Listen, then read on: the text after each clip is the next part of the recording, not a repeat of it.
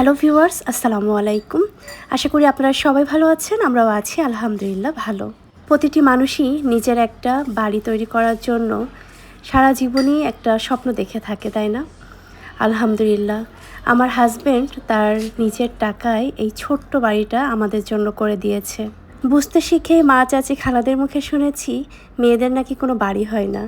যদিও মেয়েদের বাবার বাড়ি থাকে, কয়েক বছর পর শ্বশুর বাড়ি আসে, শ্বশুর বাড়িও কয়েক বছর পর ছেলের বাড়ি হয়ে যায়। আসলে নিজের কোনো বাড়ি থাকে না, তাই না? কিন্তু একটা পুরুষ মানুষ কিন্তু তার নিজের বাড়ি তৈরি করার জন্য অনেক পরিশ্রম করে। সেটা আসলে আমরা মেয়েরা না কখনো খেয়ালই করি না। আর যে পুরুষটা বাড়ি তৈরি করে সে পুরুষ কিন্তু শুধু তার থাকার জন্য তৈরি করে না, তার পুরো পরিবারের জন্য এই বাড়িটাই তৈরি করে সারা জীবনের পরিশ্রম দিয়ে। আর এখনকার যুগে তো মেয়ে ছেলে বলতে কোনো ব্যবধান নেই, মেয়েরাও কিন্তু নিজের জন্য বাড়ি তৈরি করে, নিজের বাড়ি। ইনশাআল্লাহ কোনো একদিন হয়তো বা আমারও একটা বাড়ি হবে, যদি ভাগ্যে থাকে, আল্লাহ লিখে রাখে। এই যে রুমটা দেখছেন এটা আমাদের রুম, আর এটা আমাদের ডাইনিংয়ে হচ্ছে আমাদের এই যে নতুন ফ্রিজ আমার শাশুড়ি মায়ের জন্য কিনেছি, ওটা এই সাইডে রাখা।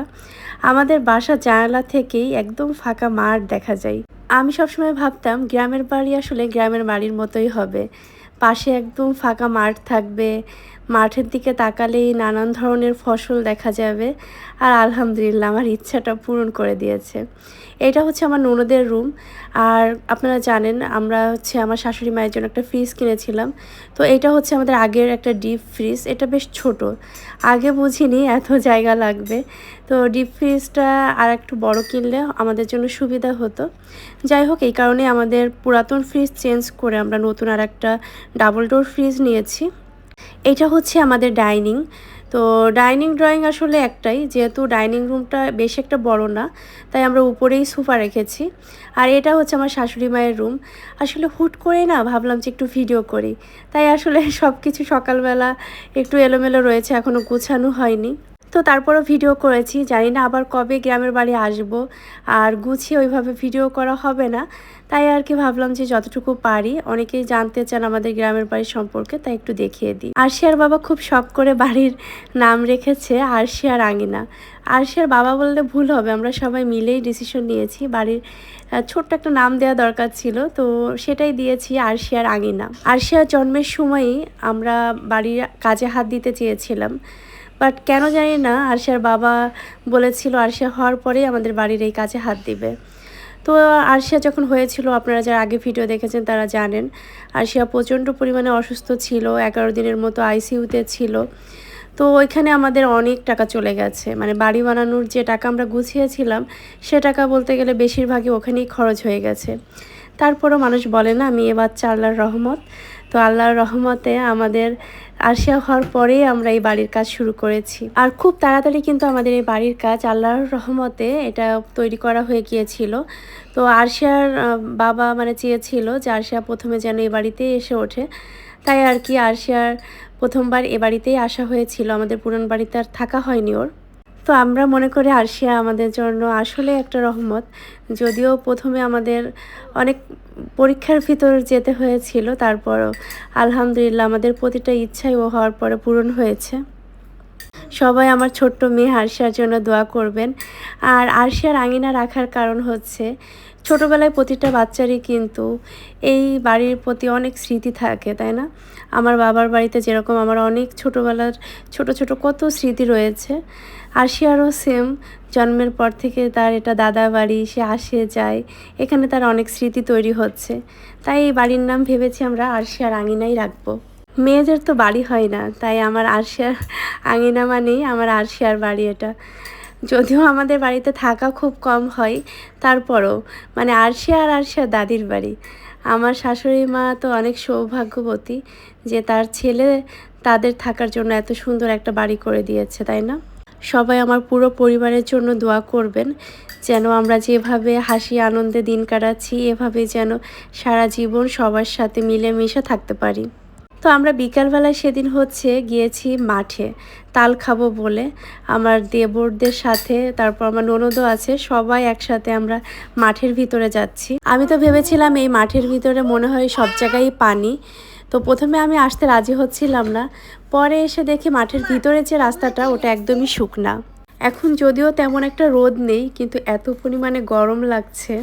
কিছুদিন পরে মাঠটা একদমই শুকনা হয়ে যাবে। আসলে গ্রামে না এক এক সময় এক এক সৌন্দর্য, তাই না? গ্রামে যারা থাকে, আসলে গ্রামে থাকাটাও কষ্টের, কিন্তু গ্রামের সৌন্দর্য উপভোগ করা আসলে সৌভাগ্যের ব্যাপার। আমি তো শ্রাবণকে বলতেছিলাম যে এভাবে যদি প্রতিদিন হাঁটা হতো তাহলে ওয়েট কিন্তু এমনিতেই কমতো। এই যে না খেয়ে থাকা, তারপর জিমে যাওয়া, এইসব আসলে কিছু লাগতোই না। আসলেই গ্রামের মানুষের কিন্তু এসব কিছু লাগেই না। তো এখানে হচ্ছে আমার শ্বশুর বাড়ির পারিবারিক কবরস্থান। তো শ্রাবণ বলল যে তোমরা যাও, আমি একটু আমার দাদির জন্য দোয়া করে আসি। বিয়ের পরে আমি আমার দাদির শাশুড়িকে দেখেছি, তাও আশা গ্রামের বাড়ি যেহেতু কম হয়েছে, সময় খুব কম কাটানো হয়েছে। যাই হোক, উনি মারা গিয়েছেন 2 বছর তো হয়েই গেছে। সবাই আমার দাদি শাশুড়ির জন্য দোয়া করবেন, উনি খুবই ভালো একজন মানুষ ছিলেন। কবরস্থানের পাশ দিয়ে যাওয়ার সময় মনে হচ্ছিল একদিন হয়তো বা আমাদেরও এই কবরস্থানে জায়গা হবে। আসলে বাড়ি বাড়ি করে এত টেনশন, এত কষ্ট করে বাড়ি তৈরি করা, কিন্তু শেষ স্থান কিন্তু এই গোরস্থানেই হবে। মৃত্যুর কথা যখন স্মরণ করা হয় তখন মনে হয় পৃথিবীর সব কিছুই তুচ্ছ এই মৃত্যুর কাছে, তাই না? পৃথিবীর সবার জন্য অনেক অনেক দোয়া, যে যেখানে আছে সবাই যেন সবার জায়গা থেকে ভালো থাকে। জীবনটা কত ছোট, তারপরেও আমরা আসলে এই জীবনে সবার সাথে কত পাল্লাপাল্লি, কত হিংসা, কত কী, তাই না? আসলে যখন মৃত্যুর কথা স্মরণ করা হয় তখন মনে হয় যে পৃথিবীর সব কিছু যদি বাদ দিয়ে দিতে পারতাম, একদম একা একার মতো যদি বাঁচতে পারতাম। যদিও সেটা কখনোই সম্ভব না, কারণ মানুষ কখনো একা বাঁচতে পারে না। যাই হোক, এত সুন্দর রাস্তা দিয়ে আমরা হেঁটে যাচ্ছিলাম, এত বেশি ভালো লাগা কাজ করতেছিল। আর এইখানের এই জমিগুলো কিন্তু একদমই শুকনা। আমাদের বাড়ির কাছে যে জমিগুলো, ওইগুলোর ভিতর কিন্তু পানি জমে আছে, বাট এগুলো হচ্ছে একটু উঁচু জমি। তো এই জমিতে হচ্ছে মরিচ লাগানো হয়েছে। দেখেন এত পরিমাণে মাশাল্লাহ মাশাল্লাহ মরিচগুলো হয়েছে, মানে দেখে মনে হচ্ছিল মরিচ গাছ ধরে আমি উঠাই নিয়ে আসি। এক এক গাছে এক এক ধরনের মরিচ হয়েছে, আর এত সুন্দর লাগতেছিল দেখতে। গাছে আসলে ফল ধরা থাকলে সেই গাছের সৌন্দর্য অনেক অনেক গুণ বেড়ে যায়। আর বগুড়ার মরিচ তো অনেক ঝাল হয়, এটা তো মানে অনেকেই বলে যে বগুড়ার মরিচ অনেক বিখ্যাত। আমরা মাঠে আসার মূল কারণ হচ্ছে তাল খাওয়া, কারণ এইবার এখনও তাল খাইনি। যদিও একদম শেষ সময় মাঠে এসেছি তাল খাওয়ার জন্য, প্রতিটা তালই হচ্ছে শক্ত হয়ে গেছে। আর এই যে আমার একটা দেবর দেখেন গাছের মাথায় উঠে তাল পাড়তেছে, আর একটা দেবর ঘাড়ে করে এনে তাল দিচ্ছে।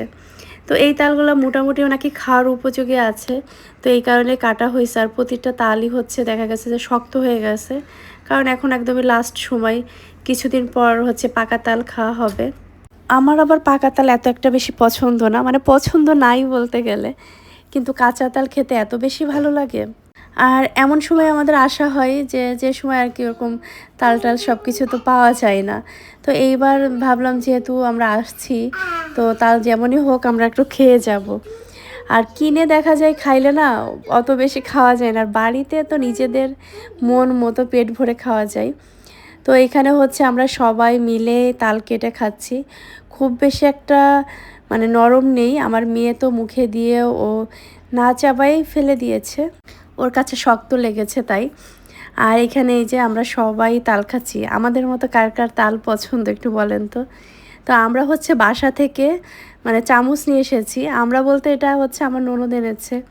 ও সবার জন্য এক একটা করে চামচ এনেছে, যে চামচ দিয়ে উঠায় উঠায় খাবো আর কি। মাঠে এসে খাওয়া একটা অন্যরকম আনন্দ। আমরা চাইলেই হচ্ছে আমার দেবররা বাড়িতে নিয়ে তাল নিয়ে আমাদের বাড়িতে দিত, বাড়িতে বসে খেতে পারতাম। বাট এইটা হচ্ছে একটা অন্যরকম আনন্দ, মাঠের ভিতরে গাছ থেকে পেড়ে তারপর গাছের নিচে বসে খাবো। আর আমার মেয়েটাও মাশাআল্লাহ এনজয় করতেছে আমাদের সাথে। ছোটোবেলায় আমিও এরকম আমার চাচার সাথে যাইতাম, যে হচ্ছে তাল পাড়তো চাচা, তারপর গাছ থেকে নেমে আমাদের জন্য সবাইকে কেটে কেটে দিত, আমরা বসে বসে খেতাম। তো এই দৃশ্য দেখে আমার সেই ছোটোবেলার কথা মনে পড়ে যাচ্ছে। আর সবার গরমে এমন অবস্থা, শ্রাবণ তো গেঞ্জি পরে এসেছিল, গরমের যন্ত্রণায় গেঞ্জিটা খুলে ফেলেছে। আমিও বলতেছিলাম আমার প্রচণ্ড গরম লাগছে। এখন কিছু তাল আবার বাড়িতে আনা হচ্ছে খাওয়া দাওয়ার পরে। আর এই ভিডিওটুকু আমি করেছি এই কারণে, কারণ এটা আমাদের একটা স্মৃতি। একদিন হয়তো আমরা সবাই এক এক জায়গায় চলে যাব, ব্যস্ত হয়ে যাব, কিন্তু যখন আমরা এই ভিডিওগুলো দেখব তখন সবাইকে আমরা আবার মিস করব। আমার মেয়ে তো তার চাচার ঘাড়ে উঠে চলে যাচ্ছে। তো এইখানে আমরা এসেছি আবার আমার চাচা শ্বশুর বাড়ি। এখান থেকে হচ্ছে আমি একটু কাঁচা আম পেড়ে নিয়ে যাব। যাই হোক, আজকের ভিডিওটা এখানেই শেষ করছি। সবাই ভালো থাকবেন। আল্লাহ হাফেজ।